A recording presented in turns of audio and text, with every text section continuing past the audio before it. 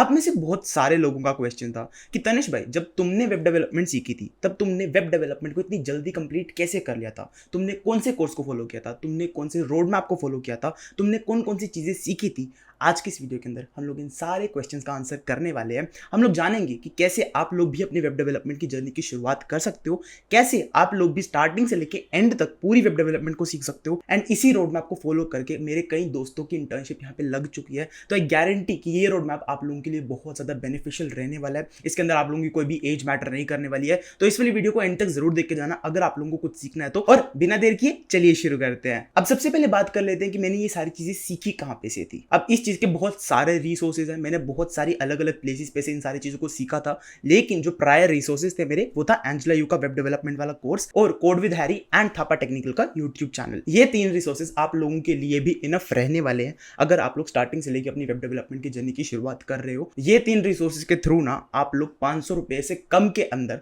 पूरी web development को सीख सकते हो। 500 रुपए क्या होते हैं यार? अगर आप लोगों को कोई स्किल सीखनी होती है ना, तब 500 रुपए इतनी ज्यादा बड़ी अमाउंट नहीं होती है। बस आप लोगों को थोड़ा सा दिमाग लगाना होता है कि आप लोग अपने पैसे को कहां पे स्पेंड करते हो। वैसे आप लोगों का जो भी कोर्स होते हैं ना, वो बहुत ज्यादा सस्ते हो चुके हैं आज के टाइम के अंदर। तो मैंने यहाँ पे इन तीन रिसोर्सेज को फॉलो किया था। अब बात करते हैं कि मैंने इन सारी चीजों को इतनी जल्दी कंप्लीट कैसे कर लिया, कैसे मैंने इन सारी चीजों को 60 दिन के अंदर कंप्लीट कर दिया। एंड इन सारी चीजों से मेरा मतलब क्या है? मैंने सीखा था HTML, CSS, JavaScript, DOM, jQuery, Tailwind, Unix command line, Git and GitHub, नोड.js, एक्सप्रेस.js, API development, MongoDB/Mongoose, SQL databases, Passport.js, React.js। मैंने इन सारी चीजों को यहाँ पे सीखा था to become a full stack software engineer. अब इनमें से कुछ चीजें बहुत ज्यादा रिक्वायर्ड होती हैं आप लोगों को, एंड कुछ चीजें यहाँ से आप लोग कैंसिल आउट कर सकते हो। इन सारी चीजों की आप लोगों को ज्यादा जरूरत नहीं पड़ने वाली है, तो हम लोग इसके बारे में भी आगे बात करते हैं। लेकिन इससे इस क्वेश्चन का आंसर नहीं होता कि मैंने इन सारी चीजों को इतनी जल्दी कैसे सीखा।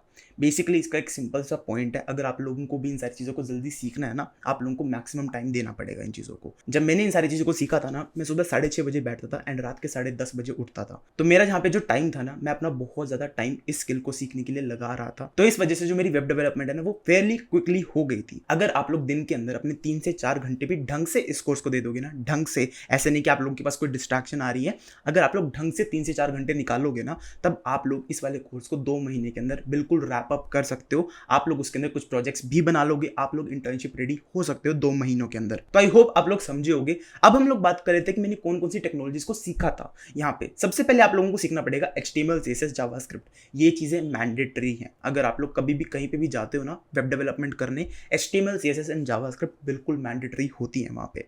तो HTML, CSS, जावास्क्रिप्ट सीखने में आप लोगों को कितना टाइम लगेगा? HTML, CSS तो आप लोग 2 से 3 दिन के अंदर सीख जाओगे। आप लोगों के पास HTML इन 1 वीडियो है बाय अपना कॉलेज, आप लोगों के पास CSS इन 1 वीडियो है बाय कोड विद हैरी या थापा टेक्निकल, आप लोग किसी का भी फॉलो कर सकते हो। उसके बाद आप लोगों के पास JavaScript in 1 video by code with Harry is the best resource you can follow. अगर आप लोगों को फ्री में यहाँ से कोई भी चीजें सीखनी है ना, तब आप लोग कोड विद हैरी या थापा टेक्निकल के यूट्यूब चैनल्स को फॉलो कर सकते हो। बहुत ज्यादा अच्छा कंटेंट आप लोगों को वहां पे देखने को मिलेगा। तो बेसिकली आप लोग HTML, CSS, जावास्क्रिप्ट यहाँ पे सीख जाओगे। अगर आप लोगों को जावास्क्रिप्ट सीखनी है ना, जावास्क्रिप्ट का जो भी लॉजिक बिल्डिंग फेस होता है ना, वो बहुत ज्यादा मुश्किल होता है। मैं मानता हूँ इस चीज को। मेरे को पहले से थोड़ी सी प्रोग्रामिंग आती थी, मैंने पाइथन के अंदर पहले थोड़ा सा कोड करके रखा हुआ था, तभी मेरे को थोड़ा सा आता था कि लूप्स के कॉन्सेप्ट क्या होते हैं, इफ एल्स की स्टेटमेंट्स क्या होती हैं, इन सारी चीजों के बारे में मेरे को बेसिक ज्ञान था। तभी जो मेरा जावास्क्रिप्ट वाला पार्ट था ना, वो जल्दी जल्दी हो गया था। लेकिन यहाँ पे आप लोगों को 10 से 15 दिन लग सकते हैं अगर आप लोग जावास्क्रिप्ट को यहाँ पे सीखने बैठते हो। एंड यहाँ पे आप लोगों को मेजर टाइम लगने वाला है। अगर आप लोग कुछ भी चीजों को यहाँ पे सीखोगे ना, तो यहाँ पे आप लोगों का मेजर टाइम लगने वाला है, क्योंकि यहाँ पे आप लोगों का जो भी लॉजिक है ना,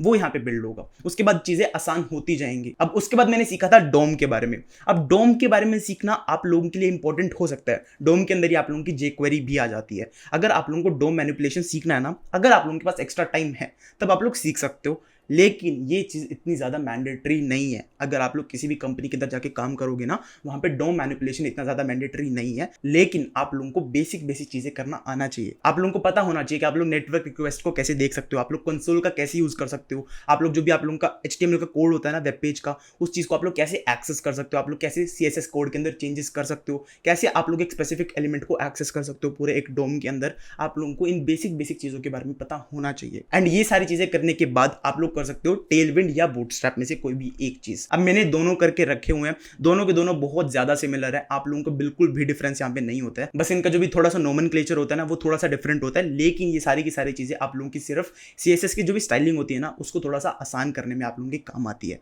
अगर आप लोगों को क्विकली स्टाइलिंग यहाँ पे देनी है ना तब आप लोग टेलविंड या बूटस्ट्रैप का यूज कर सकते हो। ये चीजें आप लोगों को ऑलरेडी बनाए हुए कंपोनेंट्स प्रोवाइड कर देती हैं। अगर आप लोगों को बटन चाहिए तो आप लोगों को ऑलरेडी यहाँ पे बना हुआ मिल जाएगा, आप लोग डायरेक्टली कॉपी पेस्ट कर सकते हो कोड को एंड वहां पे आप लोगों को पूरा कोड लिखना नहीं पड़ेगा। तो जो टेलविंड और बूटस्ट्रैप है ना ये चीजें बहुत ज्यादा फायदेमंद तब होती हैं जब आप लोग फ्रीलांसिंग कर रहे होते हैं, जब आप लोग किसी भी प्रोजेक्ट के ऊपर काम कर रहे होते हो ना एंड आप लोगों को चाहिए कि वो प्रोजेक्ट आप लोगों को जल्दी कंप्लीट हो जाए, तब आप लोग टेलविंड या बूटस्ट्रैप का यूज कर सकते हो। ये दोनों की दोनों टेक्नोलॉजीज अगर आप लोग सीख जाते हो ना तब आप लोगों की जो भी स्टाइलिंग की जो भी टाइम होता है ना वो बहुत ज्यादा कम हो जाएगा एंड आप लोग क्विकली अच्छे अच्छे प्रोजेक्ट्स को बिल्ड करना शुरू कर दोगे। अब टेलविंड और बूटस्ट्रैप जब आप लोग सीख लोगे ना उसके बाद आप लोगों को सीखना पड़ेगा यूनिक्स कमांड लाइन के बारे में। अब नाम थोड़ा सा भारी लग सकता है एंड इस चीज से थोड़ा सा डर भी लग सकता है, लेकिन ये चीज बिल्कुल ही आसान होती है। आप लोगों को बेसिकली अपना जो भी टर्मिनल होता है ना उसको यूज करना आना चाहिए। आप लोगों को पता होना चाहिए कि कैसे आप लोग अपने टर्मिनल के थ्रू डायरेक्टरीज के अंदर मूव कर सकते हो, कैसे आप लोग टर्मिनल के थ्रू कमांड्स को रन कर सकते हो, कैसे आप लोग टर्मिनल के थ्रू अपनी जो भी फाइल्स है ना उनको सारी को लिस्ट कर सकते हो, कैसे आप लोग टर्मिनल्स के थ्रू कमांड्स को बिल्ड कर सकते हो, कैसे आप लोग इन सारी चीजों को कर सकते हो। ये सारी की सारी बेसिक चीजें आप लोग यूनिक्स कमांड लाइन वाले चैप्टर के अंदर सीखने वाले हो एंड इसके ऊपर आप लोगों को बहुत सारी यूट्यूब वीडियोस भी मिल जाएंगी। आप लोग किसी की भी वीडियो को देख सकते हो, आप लोगों को बेसिक जो भी कॉन्सेप्ट है ना वो समझ में यहाँ पे आ जाएगा। अब जब आप लोगों ने यूनिक्स कमांड लाइन सीख लिया ना तब आप लोग सीखोगे गिट एंड गिटहब के बारे में। Git and GitHub basically same चीज होती है। गिट आप लोगों का वर्जन कंट्रोल सिस्टम होता है एंड गिटहब आप लोगों की वेबसाइट होती है जहां पे आप लोगों का जो भी कोड होता है ना वो होस्ट होता है। आप लोग अपने कोड को बेसिकली एक ऐसी जगह पे स्टोर कर सकते हो जिसको आप लोग कभी भी कहीं पे भी एक्सेस कर सकते हो। आप लोग अपनी टीम के साथ उस कोड के ऊपर वर्क कर सकते हो, तभी आप लोगों का जो भी गिटहब होता है ना वो बहुत ज्यादा आना आप लोगों को जरूरी होता है। कोई भी कंपनी अगर आप लोग ले लोगे ना जो भी अपने कोड के अंदर काम करती है वो सारी की सारी गिटहब का ऑब्वियसली यूज करती है। गिटहब के थ्रू ना आप लोगों का वर्जन कंट्रोल सिस्टम बिल्ड होता है जिसके थ्रू आप लोग कभी भी अपने प्रीवियस कोड के ऊपर जा सकते हो। आप लोग कभी भी अगर किसी भी फाइल को ट्रैक करना चाहते हो आप लोग आसानी से ट्रैक कर सकते हो। मैंने अपने चैनल के ऊपर भी गिट एंड गिटहब का एक वीडियो डाला हुआ है। अगर आप लोगों को भी गिट के बारे में सीखना है ना तो आप लोग 30 से 35 मिनट के अंदर उस पूरी वीडियो को देख के गिट के बारे में सीख सकते हो। अगर आप लोग यहां तक सीख चुके हो ना तब आप लोगों की जो भी बेसिक वेब डेवलपमेंट है ना वो यहाँ पे कंप्लीट हो चुकी है। अब इसके आगे आने वाली है थोड़ी सी एडवांस चीजें। अब जो वो चीजें होंगी ना वो थोड़ी सी आप लोगों को डरा सकती है। सबसे पहली चीज जो आएगी यहाँ पे वो होगी Node.js। Node.js एक बहुत ज्यादा अच्छा फ्रेमवर्क है, इसको बहुत सारी कंपनीज यूज कर रही हैं ऑल ओवर द प्लेस। अगर आप लोगों को अपनी वेबसाइट के लिए बैकएंड डेवलप करना है ना तब आप लोग Node.js के साथ साथ Express.js का भी यूज करते हो टू बिल्ड दैट बैकएंड।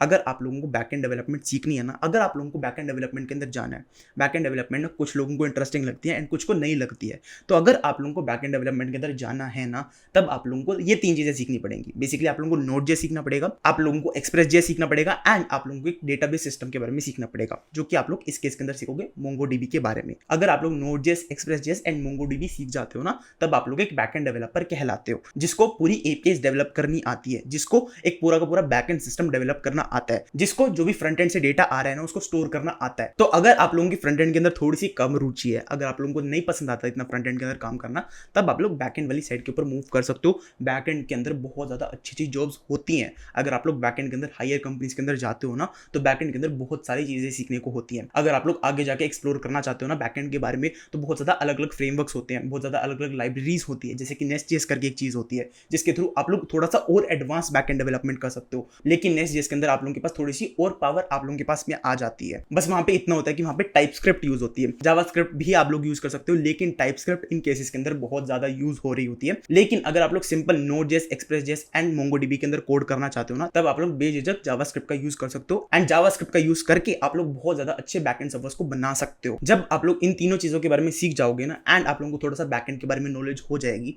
जब आप लोगों को सर्वर्स के बारे में पता चलने लगेगा, जब आप लोगों को डेटाबेसेस के बारे में पता चलने लगेगा, उसके बाद आप लोगों को थोड़ा सा ऑथेंटिकेशन के बारे में पता करना पड़ेगा। जैसे कि आप लोगों का Bcrypt हो गया, जैसे कि आप लोगों का JWT हो गया, आप लोगों को इन सारी चीजों के बारे में पता करना पड़ेगा। ये सारी की सारी चीजें ना आप लोगों की ऑथेंटिकेशन बिल्ड करने में काम आती हैं। सपोज करो आप लोग किसी भी वेबसाइट के ऊपर लॉगिन कर रहे हो, अब वो सारे के सारे वेबसाइट्स ना आप लोगों की जो भी क्रेडेंशियल्स होते हैं, जो भी आप लोगों का लॉगिन आईडी होता है, जो भी आप लोगों का पासवर्ड होता है, वो सारी की सारी ऐसे ही स्टोर नहीं करती हैं। जो भी आप लोगों का पासवर्ड होता है ना उसको पहले तो इनक्रिप्ट किया जाता है एंड उसके बाद जब भी आप लोग उसको रिट्रीव करते हो तब उसको डिक्रिप्ट किया जाता है। तो इस वाली प्रोसेस को हम लोग कहते हैं ऑथेंटिकेशन वाली प्रोसेस एंड इस वाली प्रोसेस को सीखने के लिए आप लोगों को थोड़ा सा टाइम लगाना पड़ेगा। इसके लिए बहुत ज़्यादा अलग अलग लाइब्रेरीज होती हैं, जैसे कि आप लोगों के पास पासपोर्ट जेएस होता है, जिसके थ्रू आप लोग अपनी जो भी ऑथेंटिकेशन होती है ना, उन सारी चीज़ों को बिल्ड कर सकते हो। अगर आप लोगों को sign up with Google, sign in with Google, आप लोगों को साइन इन विद माइक्रोसॉफ्ट वगैरह, इन सारी चीज़ों को लाना है ना अपनी वेबसाइट के अंदर, तब आप लोग इन सारी चीज़ों का यूज़ करने के लिए पासपोर्ट का यूज़ कर सकते हो। पासपोर्ट जेएस एक बहुत ज़्यादा अच्छी चीज़ है, जिसके थ्रू आप लोग बहुत ज़्यादा अच्छे अच्छे ऑथेंटिकेशन सिस्टम्स को बिल्ड कर सकते हो। एंड जब आप लोग इन सारी चीज़ों को सीख जाओगे ना, जब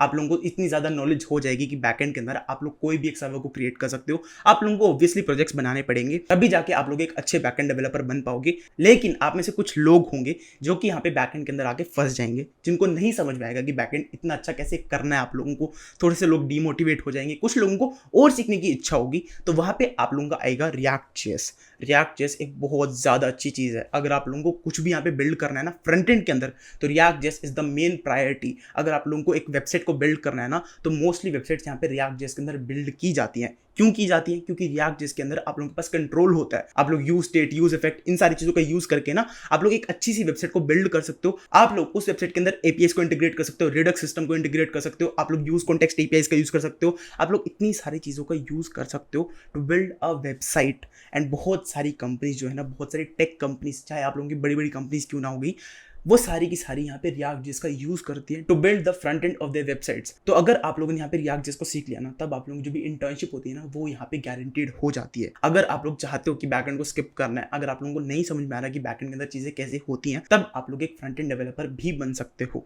बस आप लोगों को ध्यान रखना, जितना कम चीजें आप लोग सीखोगे, उतनी ज्यादा मार्केट के अंदर वैल्यू भी कम होगी। तो आप लोगों को इन सारी चीजों को ध्यान में रख के इन सारी चीजों को सीखना है। जितनी ज्यादा कोई भी बंदा मेहनत करेगा, ऑब्वियसली उसका उतना ज्यादा रिजल्ट उस बंदे को भी मिलने वाला है। तो आप लोगों को भी अपनी मेहनत को सबसे ज्यादा रखना है। आप लोगों को सबसे ज्यादा कोशिश करनी है कि आप लोग इन सारी चीजों को सीख जाओ। जब आप लोग इन सारी चीजों को सीख जाओगे ना, तब जाके आप लोग एक फ्रंट एंड डेवलपर बन सकते हो, तब जाके आप लोग एक बैक एंड डेवलपर बन सकते हो, तब जाके आप लोग एक फुल स्टैक डेवलपर बन सकते हो। मैंने इन सारी चीजों को 60 दिन के अंदर कंप्लीट कैसे किया, आप लोगों को आई होप समझ में आ गया होगा। अगर वीडियो पसंद आई तो इस वीडियो को लाइक कर देना, चैनल को सब्सक्राइब कर देना, एंड आप लोगों में तब तक के लिए बाय।